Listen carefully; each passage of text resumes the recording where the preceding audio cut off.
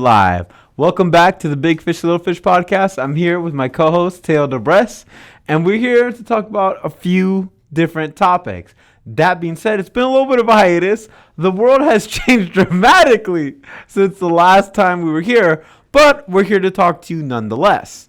Teo, is there anything you'd like to say to our followers who are so loyal they're actually watching this podcast right now? Yes, there is. I actually do want to say something. And what I want to say is both I'm sorry that we haven't been more consistent, because honestly, I think that we've seen an increase in growth on some of our platforms. And I don't think, even though we want to do this more, we've done it as consistently as we've liked to.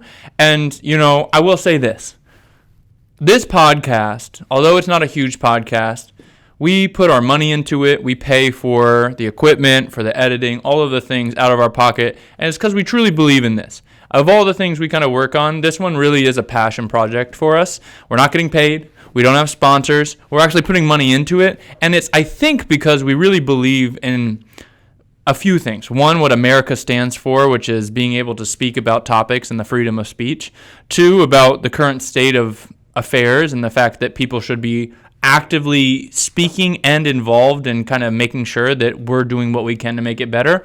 And it's not free. So, you know, we're not the type of podcast that's ever going to ask for money or donations. But I will say this. If you could give us a like, if you could give us a comment, if you can give us a follow, it's the freest and easiest way to support this channel and support this podcast. And again, we're not making money off of it. We're putting money into it, but it means a lot to us. And hopefully it means a lot to you to be able to hear kind of different thoughts, different perspectives. So all that being said, thank you for everyone who's followed us. Thanks for all the support and engagement. We never knew what this thing was going to be when it started, and we don't know where it's going. But for the meantime, anytime you can show love and support, whether it's like, follows, comments, whatever the case may be, a share, you know, we really do appreciate it. We notice it. We're real people. We're not some, you know, conglomerate, some organization, some company that's making this. It's just real people talking about real things, and we appreciate you guys, and any love and support you show, we really do notice. So thank you for everyone who's been on this journey with us so far. We're going to be better this year about actually making sure our content is more consistently sent out, and hopefully you can give us as much engagement as possible so this thing can keep growing and we can do it more often. So that was just the only thing I wanted to say. It's 2025. Let's get it. And you know what? Teo speaks for the company. So that's great. We're going to jump right into our first topic. And our first topic is the future of AI. Wow, good one. Yeah, I mean, I think we're all using AI. And if you're not, you should be, or you're an idiot. Because AI is probably the most powerful tool right now, especially when it comes to, in my opinion, soft skills.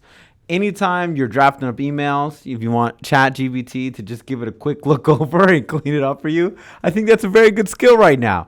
I think if you're not doing that, you may not be communicating at the best of your abilities, or at least the best of ChatGPT's abilities. But that being said, it's a wonderful tool to be able to analyze not just communications, but basically anything you'd want it to. You know, and obviously everybody knows AI isn't perfect, ChatGPT isn't perfect, but it's definitely growing. There's a lot of different AIs people are using right now. And I would say that you've been hearing a lot in the news recently, specifically about China's DeepSeek AI. I know Teo had some thoughts on it. My thoughts are, I want to use it because I haven't used it, but I'd like to use it. I think it's interesting. You know, it's always interesting whenever, you know, a new thing comes out from China and it's really blowing everyone away. All of a sudden, everybody wants to ban it. TikTok came out and they wanted to ban TikTok. And I'm not 100% convinced it's because China's stealing all of our data, because our own government's stealing our data. I don't know. I don't think the government or these organizations aren't lobbying their way into kicking out any competitors. But that being said, it's still very early for me to have a strong opinion on it. I am a little disappointed I don't get to use it before it gets banned already. So, Teo, what are your thoughts on the DeepSeek? I will make this very clear. If you are an American, do not use DeepSeek. I can't say it any clearer. I think that anyone who sees DeepSeek right now, and they're using it because they've heard the rumor mill that DeepSeek is a more advanced AI platform that's being used, and it's more realistic, and it's a better set up AI modular system. All the things I've been hearing about DeepSeek, I think you need to kind of look at what's going on and what is going on. China has developed an open source AI called DeepSeek. At the same time, we are in the literal forefront of what's going on in AI. I think we all can finally come to the consensus that AI is now here. It's something that's being kind of influencing a lot of our lives. It's being implemented in a lot of our lifestyles as to how AI can be implemented. But at the same time, it's the great frontier. It is the new frontier that no one knows exactly how AI is going to end up. There's a lot of, sci-fi novels from back in the day about what's going to happen with AI, and there was a wide range of opinions on what could happen with it, all the way from things like Terminator, where, it resulted in the end of civilization, to things like AI solving all of our jobs and making it so we can all, as a civilization, kind of just rest easy and AI is doing it all. I don't know how AI is going to end, but what I do know is there is a global competition as to who is going to be the dominant AI force in the world. I also know that we are in a global competition between nations. And when you're putting vast amounts of data into any platform, that data is the most valuable resource there is on Earth. And DeepSeek, being China's AI, if you think anything you put into that platform is secure and not being utilized and harvested and manufactured by China to get a competitive advantage, you are ignorant. So me, as an American, you have to have loyalties to a certain nation. And I have my loyalties to America. And when I see a new, unvetted, unregulated resource that is put out by China, and we don't know where that information is going and how it's being used, I think you need to have some caution. And I think first of all, you shouldn't be using it. And second of all, if you're using it, how is it being actually harvested by China? Even if it is the most advanced AI system out there, is that really worth giving all of your valuable information to China? For me, clear answer is no. They can backdoor in and use that information for however they please, and we're in a global competition. And right now, if you're looking around and saying, hey, DeepSeek is a more efficient or more effective AI tool for me to your point, recraft my email or do this, activity, what are you sacrificing big picture for that little picture thing? So I have plenty more thoughts, but I would kind of throw it over the fence to you and say, you said you're a proponent, you're positively wanting to use it. Really, is ChatGPT not serving its purpose? Are you not happy with it? Do you need a better crafted email? I want to hear your thoughts. Why do you want to use a Chinese AI system opposed to the 3 or 4 different alternatives you have in America? Mm-hmm. Interested to hear your thoughts. Wonderful question, and I do have an answer for you. But first, I'd like to ask you a follow-up question. Shoot. Okay. Where do you get your phone from? America. No, your phone is an iPhone. It comes from China. That's who manufactures your phone. It's manufactured in China, right? So China built it. It's a great product. They made it. You purchased it, right? Where do the majority of the things that we have in America come from? China. But now we draw the line and we can't use our AI. Now we have a problem with it because China made that. But your phone, all the little gadgets you have, your little chips, literally so many products that we have in America come straight from China, but we got to draw the line at the AI. The AI is a problem. Hell no. You want me to believe that America has my best interests at heart? This is probably one of the most interesting podcasts because we talk about how America so many times doesn't have our best interests at heart and how these corporations lobby the government to not do the things that are actually in our best benefit. What they do is try to cut out competitors. What I think is really going on is they are shocked. The second a competitor from overseas starts killing the American corporations, suddenly there's security concerns. But when they're making your iPhone, not as much concerns. How do we know that China hasn't back engineered all the technology they've sent to us where they have little loopholes where they're stealing our stuff regardless of anything? Okay, no, I hear you. And that's a problem. I get that, but why is the line now DeepSeek? I guess that's my question. Why is it now a problem? We all are walking around with iPhones. Okay, well, let me make something very clear. Just because something is given to you out of it's the only option doesn't mean I'm happy with it. I don't want my actual goods and services manufactured or produced in other countries. Yes, globalization has helped with getting costs of goods down, but that doesn't mean I'm thrilled with the fact that jobs are leaving America. That doesn't mean I'm thrilled with the fact that other countries do have aspects of our supply chain that they're in charge of. I mean, yes, my iPhone may be made in China, but I wouldn't have it that way if I could choose it not to be that way. If you gave me two alternatives and you said, hey, for the same price, you could have your phone made in China or made in America, I'm choosing America every day of the week. Now, I'm not in control of Apple, so I can't choose where my iPhone's made. And yeah, if there's the iPhone at a cheaper price, Apple's choosing to make it in other countries. But let me make something very clear. I'm not drawing the line at DeepSeek. I would prefer that all of my products be made in America. I'm not running every company in America. Other companies are going to make business decisions on what's cheapest for their supply chain. But me, personally, made in America is a preferred option.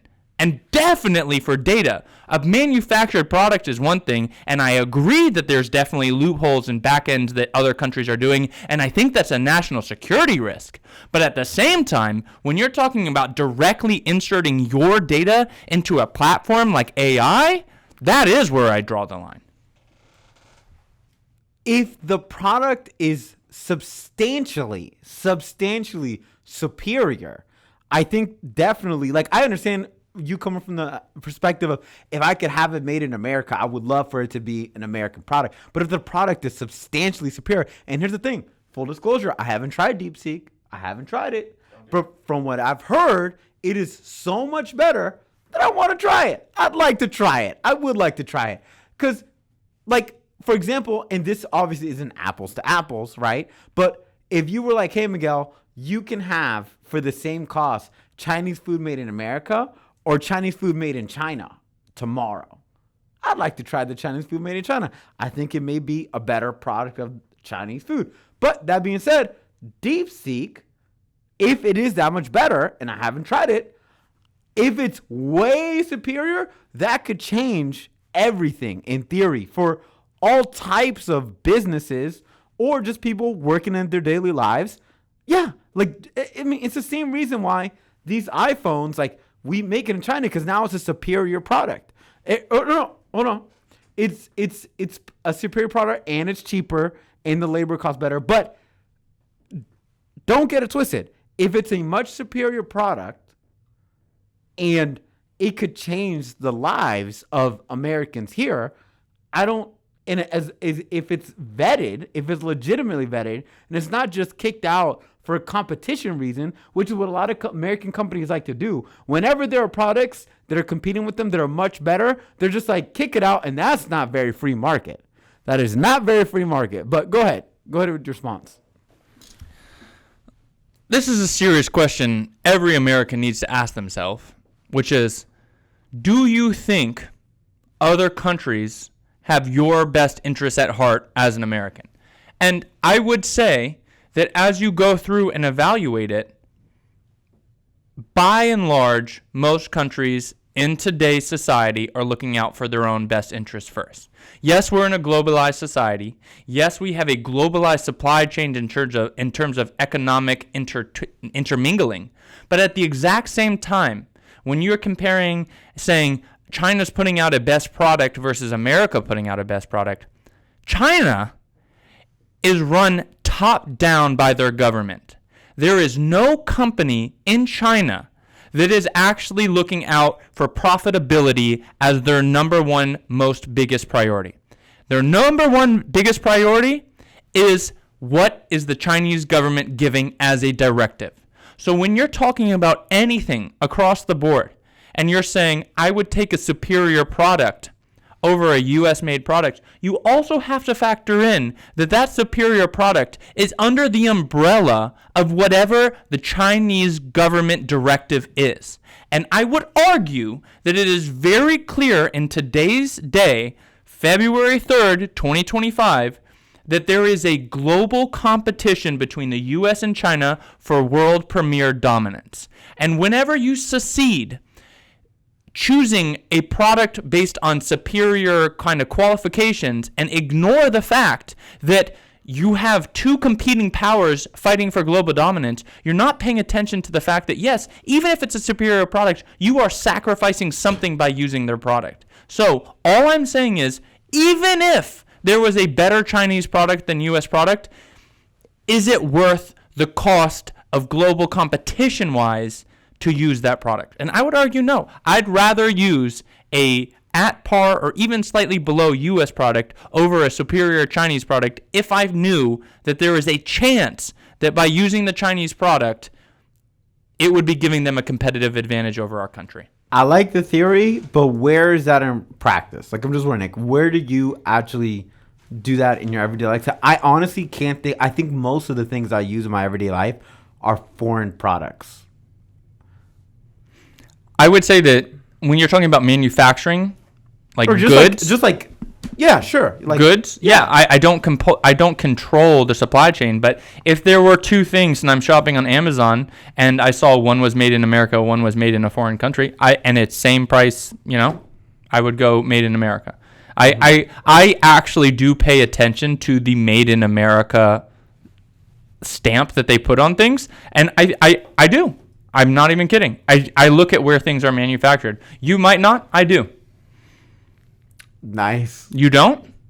You don't check where something's manufactured? Granted, I'm not trying to be like some like holier than thou. Yes, a lot of the things I purchase are made in foreign countries, but that's because in foreign countries are making most of the things in America. And I personally think that America would be better off if we were manufacturing more, if we were actually producing more goods and services. I think the country would be better off if we brought things in-house more. We have sacrificed so much in terms of our industries for the cheapness of whatever it is. Oh, it can be produced, t-shirts or things can be produced in other countries cheaper. Let's do it there. Oh, we can, manufacture this, or people's labor is cheaper in other countries. That's what globalization has done. You're looking for the cheapest possible option to bring that good or service. And I would argue that in reality, you have to have certain things in-house for the country you're doing. There are national security threats if certain products and goods are not made in the country of origin. Do you not think so? You don't think there's any risk to medicine being manufactured in other countries where you have no control over it? No, I didn't say that. I think we were talking about AI initially, but I'm talking about it all. That's a much broader subject. But you said, where do I draw the line? My line's not drawn. It's everywhere. I look at everything in terms of where it's made and who's having access to it. Yeah. I don't look at everything that I purchase as where was it made? I don't. Honestly, I don't think most people do. But yeah, I honestly don't even take that into account. I generally take into account performance and value in terms of like pricing when I purchase or use services. What is a good product? What is a good service? I leave it to the discretion of whatever governing organization to kind of screen these things ahead of time. And that's why it's interesting to see DeepSeek be kicked out immediately. But it seems like everything is there's been a lot of anti-Chinese service policies recently, right? With the threat to ban TikTok. Now there are calls to kick out DeepSeek and not let it hit the American market.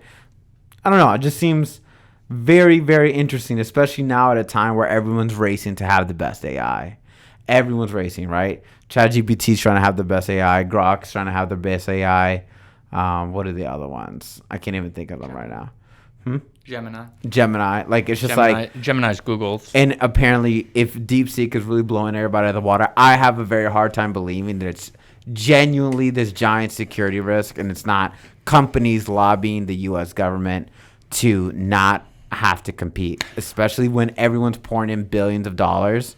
They're potentially already lost the race. Elaborate on that, because I don't know if I fully understand what you're saying by that. What do you mean? Like, who controls the data? For example, the TikTok ban, allegedly, what's being told by mainstream and people in general is TikTok is this app that's spying on all of Americans, which may or may not be true. I don't know. But what I do know is TikTok has been able to take a lot of profits and market share from Facebook, Instagram, and Twitter, right? So there have high incentives to be able to want TikTok to be kicked off of the U.S. platforms, kick them out of the Apple Store, kick them out of anything in the United States, because then now the market share is all for them to take. So we've seen where corporations through different means try to lobby out not just small businesses, but other competitors, especially if it's foreign, like use their leverage in Congress through lobbying efforts to just kick out competition, which is very anti-free market. And I initially was like, yeah, like if that's what it is. But the more I thought about how everyone got in line and all of Congress, most of Congress is all about this TikTok ban, it got me thinking, very rarely does all of Congress agree on anything. To now have all these people suddenly want TikTok ban makes you reevaluate, are they actually looking for our best interest? Because Congress has been sending funds all over the world for all types of bullshit, and now they can get it together to want TikTok to be kicked out. It just, to me, you see Congress making trades, right? They make trades to profit, and they're getting these tips from these companies that are lobbying them. You would think that TikTok's been around long enough, and now they're worried about these security concerns. Now they're actually taking steps. Now the DeepSeek is about to beat all of the companies that they're invested in. Now they want to kick all these things.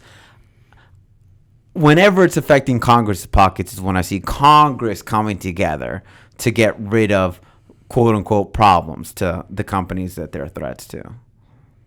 I don't disagree with that. I think Congress... I think we all can agree one thing. It's Congress is lining their pockets. They're making trades. They're, insider trading on stocks at all-time highs. Like Congress comes in at one net worth and every single one of them leaves at another net worth, and it's not based on their salary. I think we can all agree on that. But at the same time, I guess it's an interesting question. Do you trust U.S. corporations more or foreign entities more? That's really the question we're talking about, whether we're talking about the AI race or anything in general, Is globalization something where we can have a system where the world is competing economically? Or will national interests always trump over the economic priorities for certain countries, and they're willing to sacrifice economic benefits for them to have a competitive advantage on their national front? And I would argue, and I'm no expert, I will say this from the beginning, it's not like I have any degree in this or any of that, but I spent a fair amount of time looking at these things, and I think the biggest difference between the U.S. and China is that the U.S. being a free market, we oftentimes think about things in terms of what's best for the corporations and what's best for the individual, because we're an individualistic society. And China, again, is a top-down society. And no matter what company you look at in China, they are all subservient to the fact that if their government tells them something, they will fall in line. Because they know that if they don't, that government will easily replace whatever person disagrees with them, and they will find someone who can do whatever ask they're giving them. And for Chinese corporations, they're not profit first.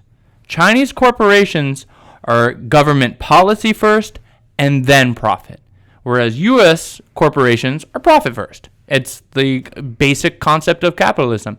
And I think a lot of times in America we confuse those things. We think other companies or we think other countries are operating in the same way our free market system works. And it's just not the truth.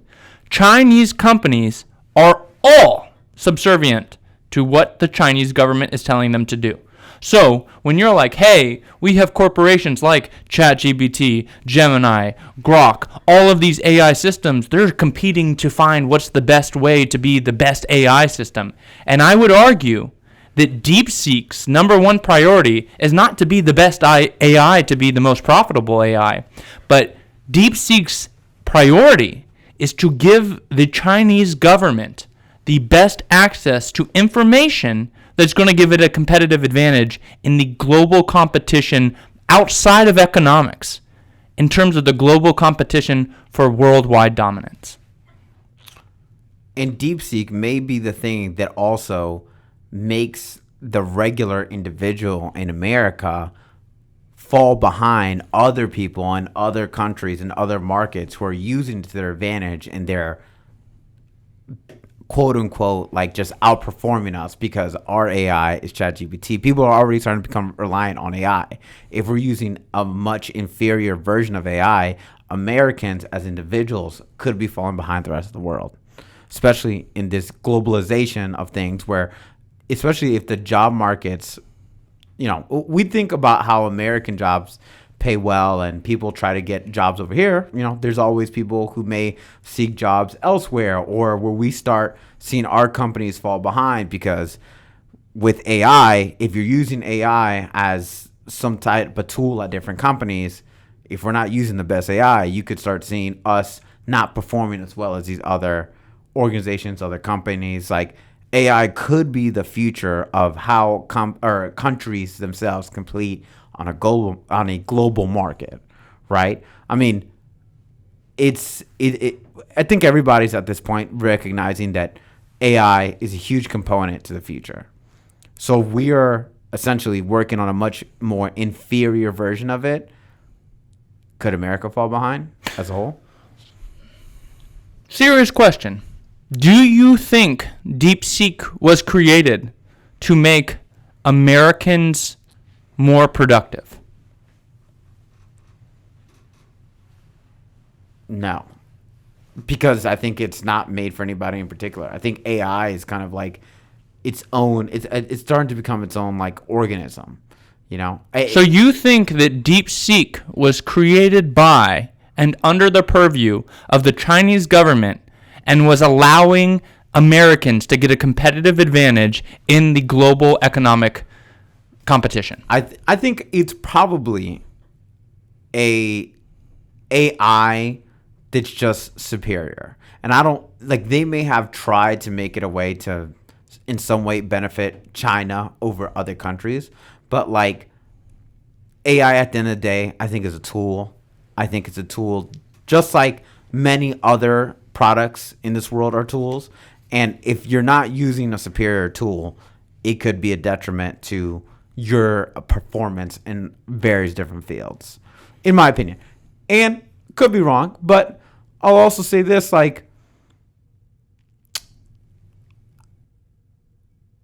it's AI, right? Maybe they're stealing our data, potentially through it, but maybe we could also fall behind by using our platforms, which are just weaker. If that's the case, if they're making a much superior product on a product that we're all relying on, we could fall behind that way as well. I think it's a risk either way. And my thing is, I'm just not bought into the, AI from China is a giant threat that we have to completely ban it. It's this huge threat. We're screwed. I'm not buying that Kool-Aid. I'm not believing that thread of whatever we're being told by different sources. I think if anything, in my opinion, I think it's corporations freaking out that they're losing, and they're just get it out of here. And I think that's what the crux of it is.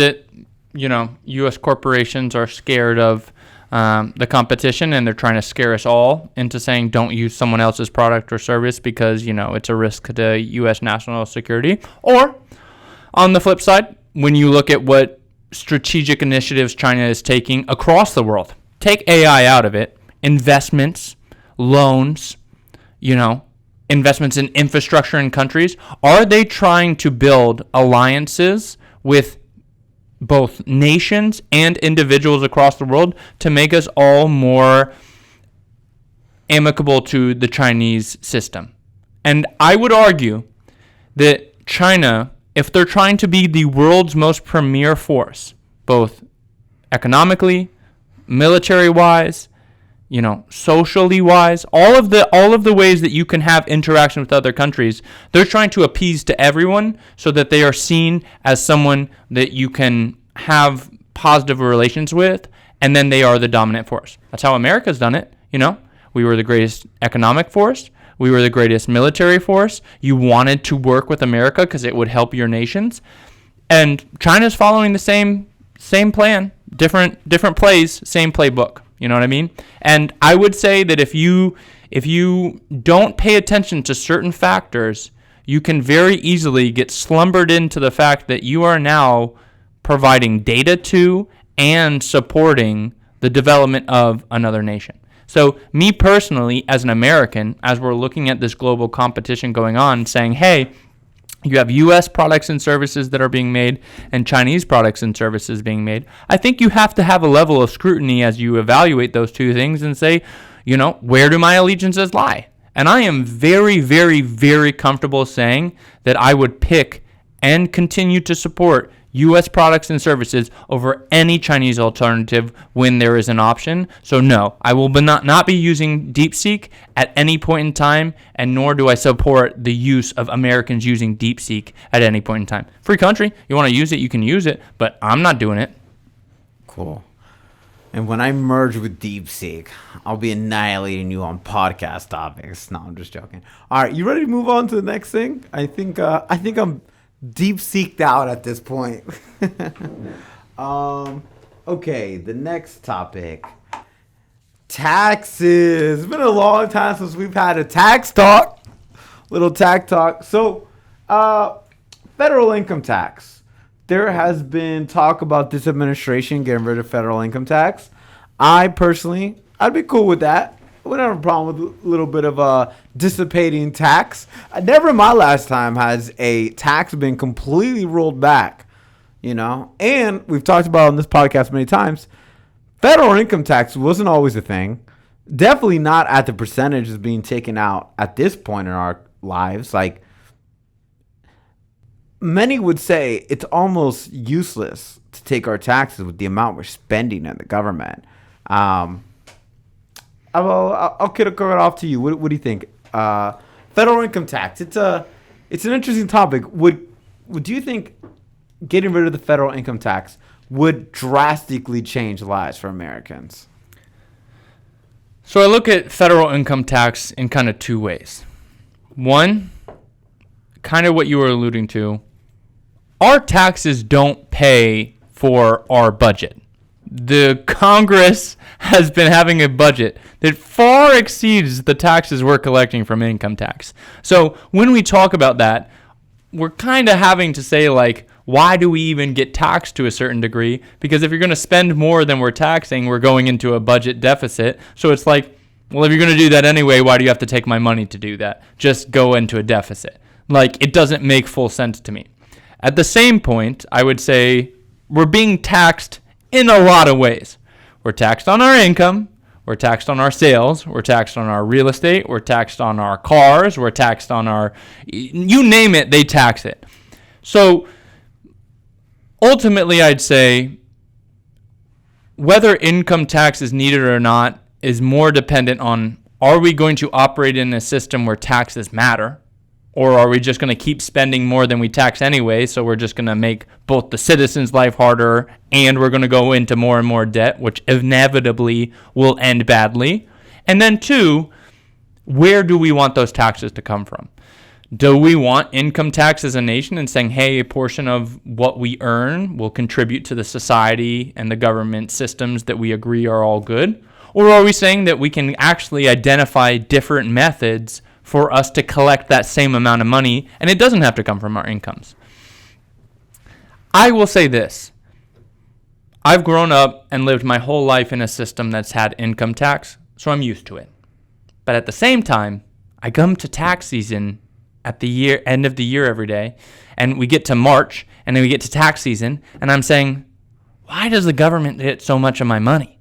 So if we found an alternative to income tax that still got the same amount of money in, and then if somehow Congress got their act together and stopped having us in a deficit, I wouldn't be mad at us getting rid of income tax. But at the same time, if we decided as a collective that we're fine with income tax and we don't need to find an alternative, that's fine. But the only thing I don't want is what we're doing right now, which is the government taking my money at the end of the year, and then they're still spending more than they're taking anyway because they can't control the budget. What we have right now doesn't work. If we want to talk about alternative solutions, I'm open to that conversation. But the first things first, get Congress spending under control, and then let's talk about how we want to be taxed. But what about you? What do you think about income tax? It's a lot. You know, it's also like, if you look at just the percentages of what we're getting taxed, to me, as an uneducated, non-CPA, non-financial advisor, I think it's kind of stupid. If you make $0 to $11,600, you get taxed 10%. Then from 11,601 to about 47,000, you get taxed 12%. Then if you make just a little more, it jumps up to 22%. 10% change. Damn. Then from 47,151 to about 100K, 24%. Just 2 more percent in that tax break, right? And you just like, who made those numbers up?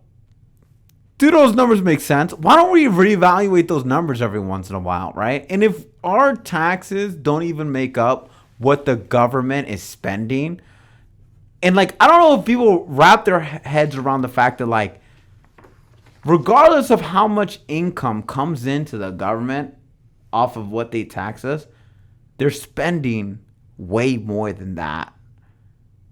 That is the dumbest system I've ever heard for a government to run. And the fact that like, when people mess up their taxes, there's such huge implications. You can go to jail, liens can be put on your, like, all your property. Like, there's such deep things, even if it's a mistake. But the government is just like out of control, spending the craziest budget. You talked about they spend a crazy budget, I think is how you said it, right? It's bananas. It doesn't make no sense. And we've talked about it. They're sending money all over the world for all types of bullshit, right?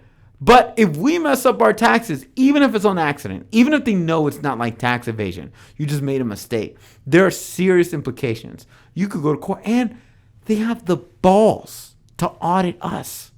They have the balls to be like, I'm going to check all your finances to see if you went from 22% to 24% in your tax bracket this year. What the hell are we talking about at this point? This is crazy. So I'm cool with getting rid of the federal income tax. If the government can't figure it out how to stay within a budget, regardless of how much money they're getting out of me, let them just keep borrowing money and stop taking mine. You know, let me have a little more cash. You know what I could do with an extra 24% of my income? Maybe I could buy another house. Maybe I could blow it all at a casino. But you know what? It will be my money to do with whatever I want. And it should be like that. You made that money, not the government. And like Tail said, they're already taxing you every direction you look. Why do you need to take my income tax? It's ridiculous, dude. It doesn't make no sense. I could do the tax talk all day. But I'm totally with getting rid of the federal income tax. because governments have worked without it. I think if you task the government to figure out a way to just keep running programs that are necessary without our federal income tax, they could find a way. It would be really interesting, and I wish I looked this up, but I don't know the number. But if we took out federal income tax from the U.S. budget, how much more deficit do we go into? And if we do go into that much more deficit, what does that mean? No one wants to talk about the fact that our deficit is growing by the trillions every year. So if you didn't get our federal income, what does that change? Are we 38 trillion in debt as opposed to 35 trillion?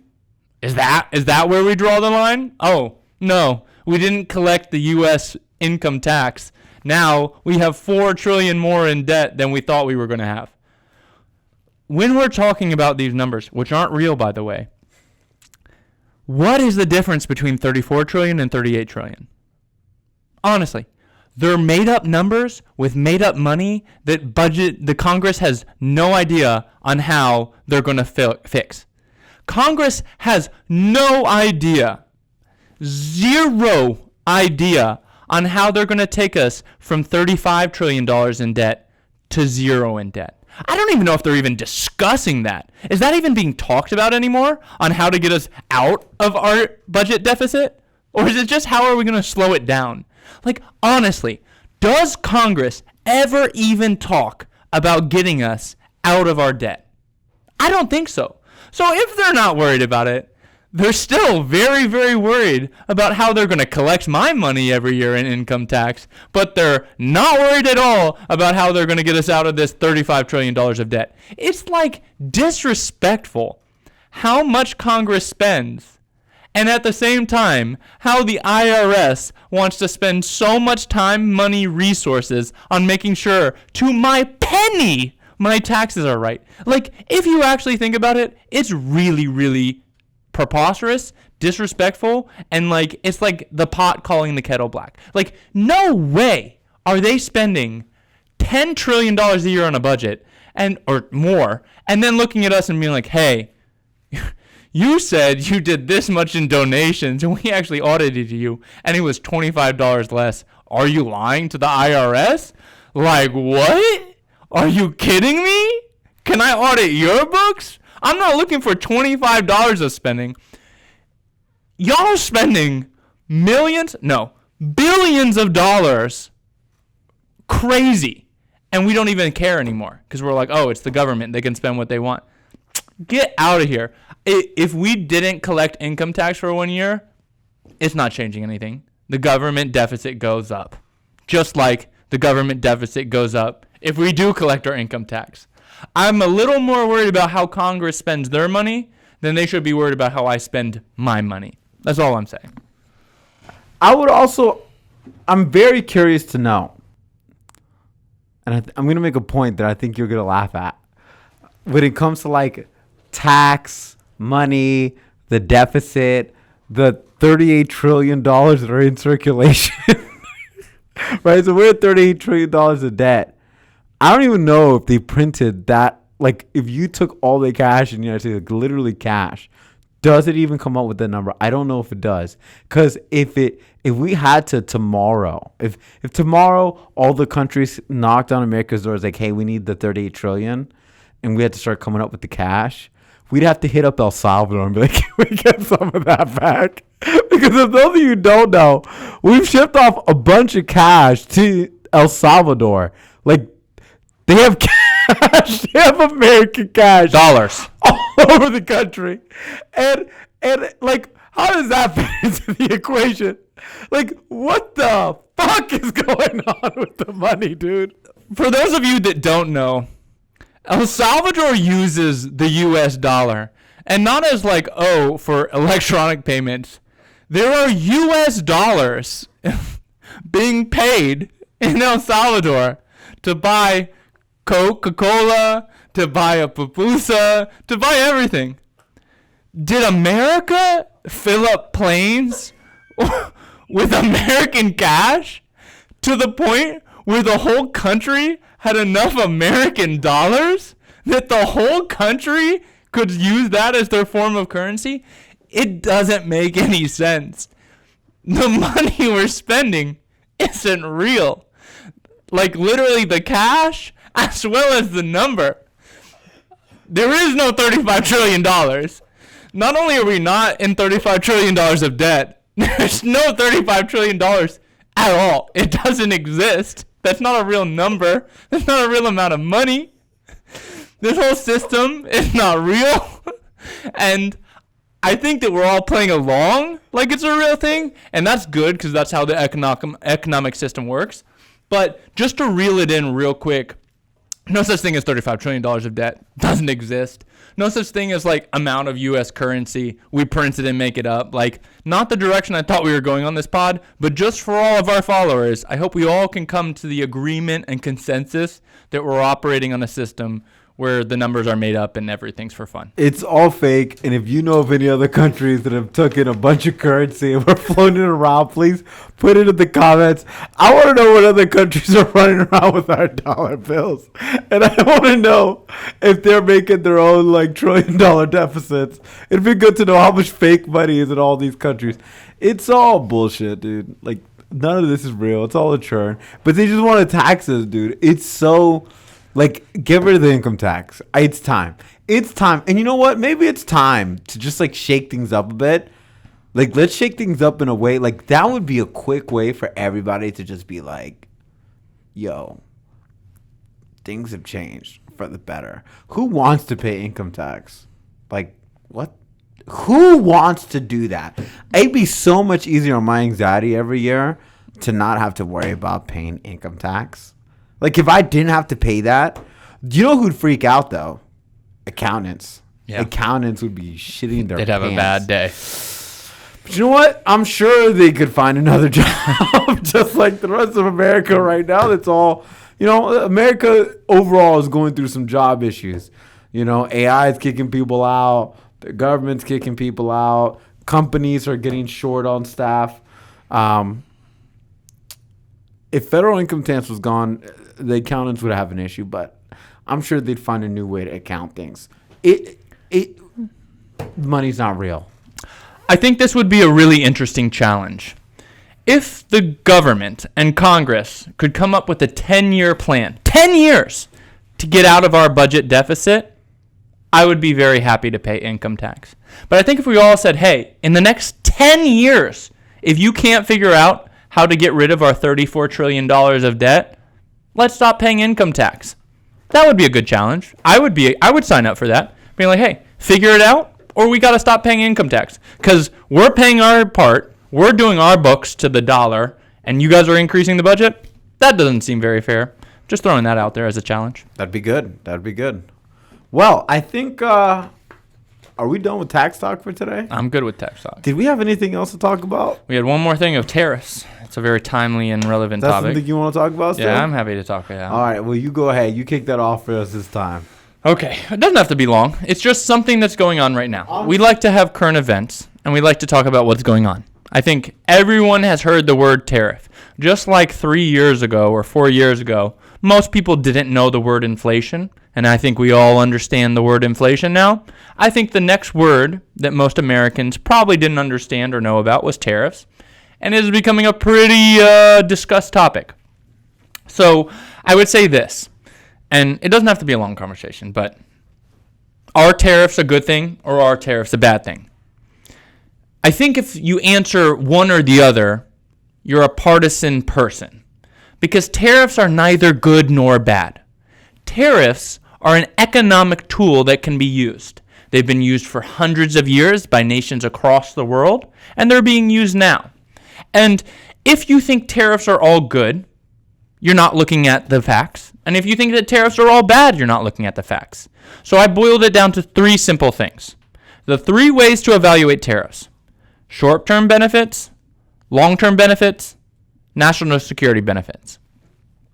Short-term benefits of tariffs for the U.S. are low. If you have tariffs in a country, despite what anyone is telling you, those costs are going to be passed on to the consumer. It is not the foreign country that pays the tariff. It's the receiving country that pays the tariff. And it's the company that's receiving the good and service. And 99 times out of 100, that cost is passed on to the consumer. So short term, anyone's lying to you if they're saying that tariffs aren't going to increase your cost short term. Fact, no dispute, that's how it works. Long-term benefits of tariffs. When there's a short-term increase in prices, a lot of times a nation will decide that for the long-term benefit, they are going to invest in whatever that good, service, or resource is so that they can produce it in their own nation state at a better, more cost-effective, or higher product level. So long-term, tariffs can actually have effects on the nation saying, hey, this is costing more to get this good than it was when we were using globalization.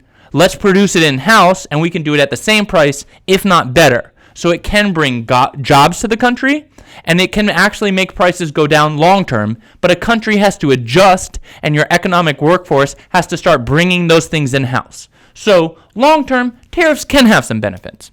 And the last thing I'd say is national security. When you're looking at a list of goods, you have to think about where is this being produced. There are certain things as a country you want manufactured in your country. It is a national security interest for you to say this good is manufactured in America and I can have access to it in America. No country can tell me that I can't have access to this or they're going to increase the cost or cut off the supply chain. So when you think about tariffs and you're saying what goods and services are you going to charge at a higher level, and if long-term benefits are those are now being manufactured in your country, there are certain things from a tariff perspective that even if it costs short-term a little bit more for your end consumer, long-term you want them to be there. And I think personally there's a few things that make sense. Pharmaceuticals you want made in your country. I personally don't want my pharmaceuticals that I'm taking that are involved in the health and wellness of me and my populace being made in another country. You just don't know what they're putting in it, whereas in America, it can be regulated a lot more. Critical supplies that lead to our infrastructure. You want those being made in your country. Even if it costs a little bit more, you never want any country to say you can't have it anymore and your society shuts down. And lastly, military equipment. If there's ever a conflict between nations, if you rely on another country for your military equipment, you now have a disadvantage in a conflict. So there are certain things from a national security standpoint that even if it costs you more, you want to make sure it's manufactured in your country. So again, I'll summarize it very briefly. Tariffs are neither good nor bad. They are an economic tool that you strategically implement on which countries you apply them to and which resources you apply them to. So as we continue on in this country, where it seems like this is going to be a new, more prevalent economic negotiation tool standpoint, we as the citizens should be evaluating, does it make sense for us to apply it to this country? And does it make sense for us to apply it to the resources we're applying it to? And then we tell our government, because yes, the government's making these decisions, but we as the people have a voice, and we should all be educated and knowledgeable about how tariffs are used and implemented. There is no black and white in tariffs. It's gray. It's a tool, and you can use it effectively, or you can use it ineffectively. And hopefully, we use it effectively moving forward. That's all I wanted to say about tariffs. That's my last. Honestly, don't have much to say on tariffs, but I think this has been a great discussion tonight. I don't know. Was there anything else you want to touch on tonight? No, sir. We're good. Well, I'd like to say shout out to Pope. Thank you for coming back, and good to see you, brother. Good to see you, brother. Until next time. Until next time.